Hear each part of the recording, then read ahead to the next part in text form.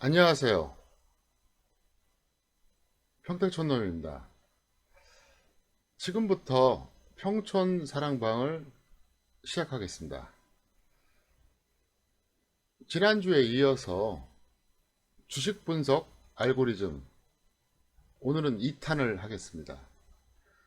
지난주에는 제가 총론적 관점에서 말씀드렸고요. 이번에는 조금 더 디테일하게 말씀드리겠습니다. 저를 잘 아시는 분들은 상관없겠지만 저를 모르시는 분들을 위해서 제가 간단하게 말씀드리면, 저는 현재 대한민국에서 유일하게 중학교와 고등학교에서 교사 출신이었고요. 대학에서 교수도 했습니다. 앞으로도 저 같은 유형이 나오긴 어렵겠죠. 그리고 21년째 주식 전문가 생활하고 있고요.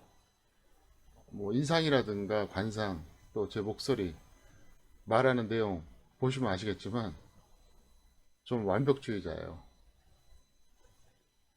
그리고 좀 결벽증이 있습니다. 지금까지 주식 전문가를 하면서 단 한 번도 불법과 부정을 저지른 적이 없어요. 그래서 원래 저는 국어교사 출신입니다. 그래서 그걸 좀 만회하고자 이제 대학원을 두 군데나 다녔어요. 네, 경제대학원도 다녔고 법무대학원도 다녔습니다. 근데 아직 학위를 못 땄습니다. 선글라스를 끼는 이유는 제가 갑자기 이제 눈물이 나거나 눈이 불편할 때가 있어요. 그래서 끼는 겁니다.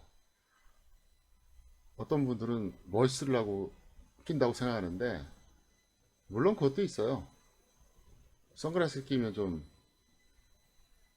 그러더라고요. 좀 섹시해 보인다고. 근데 그거보단 사실 눈 보호입니다. 그래서 제가 서울경제 TV 출연할 때는 그냥 일반 안경 쓰고, 지금 이걸 쓰는 이유가 바로 그거다. 이걸 꼭 말씀드리겠습니다. 아, 그것도 얘기해야겠네. 예. 아, 저는 성불구입니다. 예. 분명히 말씀드립니다. 그래서 여성 시청자들에게 꼭 얘기하고 싶어요. 저는 성불구다.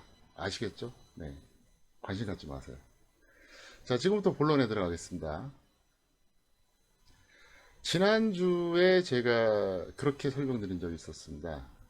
이 주식 분석 알고리즘, 평택촌놈의 방식입니다, 이게. 그래서 주식을 분석할 때 내적인 분석이 있고 외적인 분석이 있다. 내적인 분석은 주식시장 내적인 걸 의미하고요. 외적인 분석은 주식시장에 직접적인 영향을 끼치는 것보다는 어떤 주변적인 이런 걸 얘기합니다. 그래서 내적인 분석의 핵심 포인트가, 첫 번째는 수급. 외국인 기관 개인이 매수하냐 매도하냐, 이게 수급이에요. 두 번째는 가치. 업종을 논할 수도 있고요. 종목을 논할 수도 있습니다. 업종 같은 경우에는 어떤 업종이 가장 유망한가, 이 가치 판단이 들어가고요. 종목은 절대 저평가된 종목이 있는가, 아니면 절대 고평가된 종목이 있거든요. 예, 세 번째가 차트. 기술적 분석도 의미가 있어요. 그런데 문제는 뭐냐면, 초보자들이나 절대 다수의 자칭 주식 전문을 하고 하는 사람들이 차트가 모든 걸 다 해결할 수 있다고 말도 안 되는 소리 합니다. 그건 아니에요. 그 다음에 심리. 이게 원래 주식시장 내적인 분석입니다. 그 외적인 분석은 뭐냐? 정치, 경제, 안보, 외교, 기타 등등, 우리가 흔히 말하는 주식시장 내적인 요인이 아니라 외적인 요인입니다. 그게 주식시장에 영향을 미치기 때문에 그렇습니다. 제가 항상 말씀드리지만 이건 역시 평택촌놈의 일종의 저만의 주장이고 저의 철학인데요. 주식을 비롯한 모든 투자는 어렵다. 그 이유는 이론대로 움직이지 않기 때문에 그렇다. 이론대로 움직이지 않는 것은 왜곡과 변수 때문에 그렇다. 왜곡은 조작이라고 얘기했죠. 일부러 더 올리거나 더 내리는 거. 변수는 뭐냐? 바로 이거예요. 주식시장 외적인 분석입니다. 이거를 잘해야지 진짜 고수가 되는 거예요. 자, 그러면 실전 사례에서 제가 어떻게 했는지 한번 설명드리겠습니다. 내적인 분석이나 외적인 분석이나 첫 번째 단계는 객관적인 사실을 파악하는 수준이고요. 두 번째 단계는 원인을 찾아내야 돼요. 세 번째는 그 원인을 분석하면서 앞으로 예측해야 됩니다. 그게 핵심이에요. 그래서 내적 분석은 가치, 차트, 심리라 그랬죠. 그죠? 수급은 최상이고요. 근데 가치, 차트, 심리는 뭐 특별히 예측할 게 없어요. 수급은 예측할 가치가 충분하죠. 제가 2018년 2월 초순에 코스피가 2600선 터치하고 2550선 내려왔을 때 불과 50포인트 내려온 거예요. 코스피가 대세 하락한다고 얘기했습니다. 그 내용을 평촌 매니아는 누구나 다 알고 있어요. 제가 지난주에도 얘기했죠. 왜 그랬냐? 수급을 예측한 거예요. 더 이상 외국인이 매수가 아니라 이제 매도가 나올 것이다. 그걸 예측해낸 겁니다. 그러니까 수급이라고 하는 것도 현재 관점에서 외국인이나 기관이 어떻게 한다. 이거 파악하는 건 당연한 거죠. 이게 어떻게 보면 객관적 사실관계 파악하는 거고요. 두 번째는 원인 분석이죠. 왜 외국인과 기관이 매수했나? 이유는 간단해요. 삼성전자를 비롯한 반도체 관련주 좋았기 때문에 지수 견인했죠. 미국 시장 좋았죠. 이게 일종의 원인입니다. 그러면 그 원인 분석을 한 다음에 그 다음에 뭐냐? 앞으로 어떻게 될 거냐? 이게 예측이잖아요. 앞으로 어떻게 될 거냐? 이 부분에서 사실 작년에는 고난이도였어요. 왜냐? 여러분 잘 아시는 것처럼 미국은 작년에 올해 말고요. 작년에 연초에 고점 찍고 내려왔다가 가을에 다시 고점을 갱신했습니다. 2019년엔 또 한 번 갱신했죠. 근데도 불구하고 저는 우리나라 끝났다고 선언했어요. 왜 그러냐? 바로 수급 때문에 그렇습니다. 이랬거나 저랬거나 외국인이 돌아설 거라고 봤습니다. 그래서 그 수급을 예측했는데, 자, 그럼 수급을 어떻게 예측했냐? 제가 얘기했죠. 외적인 분석이 상당히 중요하다고. 저는 작년 1월에 상황에 따라서는 안보 문제 심각한 상태가 올 것이라고 저는 그걸 분석했어요. 그런데 거짓말처럼 2월 초부터 쏟아졌죠. 그리고 나서 2018년 가을이었습니다. 올해가 아니라 작년에. 자, 미국 뉴스에 뭐가 나왔죠? 트럼프가 김정은을 암살 시도하려고 했었다, 이렇게 나왔잖아요. 그게 작년 1월과 2월이었습니다. 저는 그거를 예측한 거예요. 자, 그거를 정보가 빠른 외국인들은 알고 던지는 겁니다. 아시겠습니까? 그래서 주식시장 외적인 분석이 필요한 거예요. 내적인 것만 갖고는 어림도 없습니다. 그리고 제가 또 그랬었죠. 지난주에 등락에 영향을 주는 외적 분석 요소 중에서 중요한 거 세 가지를 압축한다. 근데 그때그때 틀려요. 지금은 뭐라 그랬죠? 지금은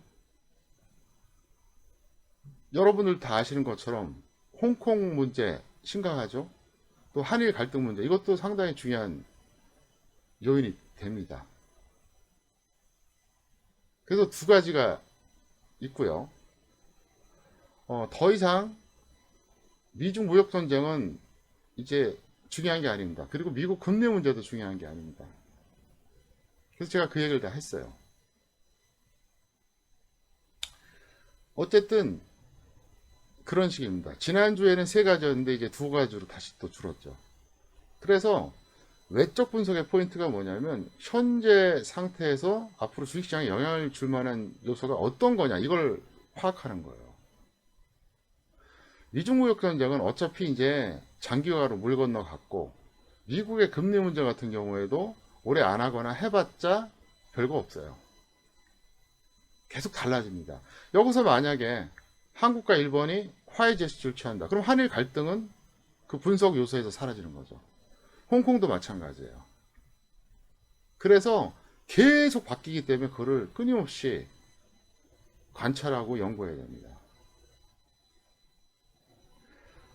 그래서 이 외적 분석을 여러분들이 잘해야지 진짜 이거를 정확하게 볼 수가 있습니다. 제가 왜 2주간에 걸쳐서 이렇게 똑같은 얘기를 하느냐, 여러분들의 시야를 넓혀드리기 위해서 제가 하는 겁니다. 생각의 어떤 크기와 범위를 좀 넓혀드리고 싶은 거예요. 맨날 차트만 보고 맨날 뉴스만 찾아다니고 이거는 아니죠. 누구는 못 보나요? 상체로 생각해 보세요. 남들도 다 볼 수 있고 남들도 다 생각할 수 있는 걸 알면서 어떻게 남을 이길까요? 주식 투자는요, 외국인 기관만 적이 아닙니다. 나를 제외한 나머지 모든 개인도 적입니다. 따의 적이죠. 그렇게 보셔야 되는 거예요. 그래서 제가 이제 이런 말씀을 드린 이유가 뭐냐, 앞으로 그렇게 생각을 해보시라는 겁니다. 그래서 예를 들어서 뭐 어떤 그 시장에 영향을 주는 요소가 한 세 가지가 있다. 그러면 이거는 플러스 요인, 이거는 마이너스 요인. 그럼 쌤쌤이죠? 근데 나머지 하나가 어떤 요인이냐. 거기에 따라서 추세적인 시장이 달라지는 거예요. 평택촌놈의 분석 방식이 그겁니다. 솔직히 말씀드려도 이거 다 해석 못합니다. 하지만 알고는 있으라는 거죠. 그래서 지금까지 제가 온 겁니다. 그래서 저는 작년 2월 초순에 2018년입니다. 세계에서 최초로 제가 코스피 대세하락 선언했고요. 그리고 작년 7월에서 9월 사이 유일하게 혼자서 2000포인트 이탈한다고 그랬어요. 그러더니 10월에 정말 이탈했죠. 작년 10월에. 그리고 이제 올 상반기에는 약간 좀 비정상 흐름이 나와서 골탕을 먹었지만 결국은 2000 또 깨진다고 제가 4월 중순부터 계속 얘기했어요. 결국 깨져서 지금 1900까지 밀려왔잖아요. 그리고 제가 이미 작년 10월 13일, 올해가 아닙니다. 올해는 아직 오지도 않았고요. 언젠가 1500 깨진다고 계속 얘기했어요. 그거를 빨리 베낀 놈들이 작년 11월, 12월이고요. 늦게 베낀 놈들이 이제 올해 봄. 이제 슬슬 여름부터 나오더라고요. 여러분 유튜브 검색해 보세요. 저보다 1500선 이탈을 먼저 얘기한 사람이 대한민국에 없어요. 그거는 증권사고 뭐 무슨 자산운용사고 주식전문가고 한 명도 없어요. 얼마나 제가 빨리 예측한지 아시겠죠? 그래서 저는 모든 어떤 분석 원리가 똑같아요. 예를 들면 작년 1월 중순이었습니다. 제가 유료회원들한테 뭐라 그랬냐면 안희정 끝났다 그랬어요. 근데 3월에 뻥 터졌잖아요. 사람들이 어리둥절하죠. 도대체 뭘 보고 저 사람 무슨 정보 있는 거 아니에요? 아니에요. 저요. 정보 하나도 없어요. 누굴 만나는 것도 없어요. 오직 그냥 혼자서 생각만 해요. 근데 왜 그랬냐면 이미 사고를 쳤거나 칠 가능성이 너무 높아 보였어요. 표정에서 읽은 거예요, 저는요. 예를 들어서 어떤 선거가 있잖아요. 그러면 저 딴 거 안 봐요. 뭐 선거가 관련돼서 뭐 여론조사가 어떻고 뭐 어쩌고저쩌고 나오잖아요. 저 그거 안 봐요. 후보 얼굴 딱 봐요. 후보 얼굴을 딱 보면 이 사람이 당선되겠다 안 되겠다가 딱 보여요. 후보 얼굴에서 다 드러나요.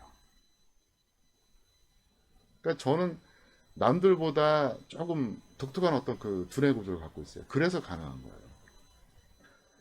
분봉도 마찬가지예요. 장중에 고점 저점 파악하는 거 유료연들은 잘 알거든요. 고점 지키는 딱 그 분봉 있잖아요. 1분 뒤에 분석하고 2, 3분 뒤에 제가 문자 날려요. 그건 한두 번 본 게 아니에요.